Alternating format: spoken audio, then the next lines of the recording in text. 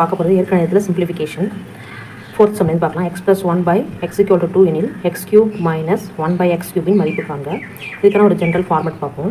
இப்போது இந்த 2 இருக்குது பார்த்திங்களா, அதை வந்து nன்னு வச்சுக்கணும். அப்போது n ப்ளஸ் ஆர் மைனஸ் இதுதான் அதோட இது. இங்கே வந்து n. ஸோ இங்கே க்யூப் இருக்குது பார்த்திங்களா, இந்த க்யூபை இங்கே மேலே போட்டுக்கணும். இங்கே வந்து 3ன்னு இங்கே பக்கத்தில் போட்டுக்கணும். க்யூபுக்கு 3யை இங்கே பக்கத்தில் போட்டுக்கணும். ஸோ இந்த ஃபார்முலா அப்படி தான் நம்ம அப்ளை பண்ண போகிறோம். அப்போது இதை வந்து nன்னு வச்சுக்கணும் 2. அப்போ 2³ இந்த மாதிரி ஃபார்மேட் வந்தாலே இதை தான் நம்ம வச்சுக்கணும்.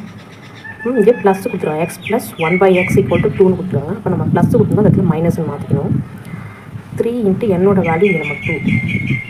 க்யூபுன்னு கேட்டதுனால மேலே க்யூபுன்னு போட்டிருக்கோம். இங்கே n பக்கத்தில் 3ன்னு போட்டிருக்கோம். அப்போது 2³ 8. 3 × 2 - 6. இப்போ ஆன்சர் என்ன வரும்? 2. 2 தான் ஆன்சர். ஸோ இது மாதிரி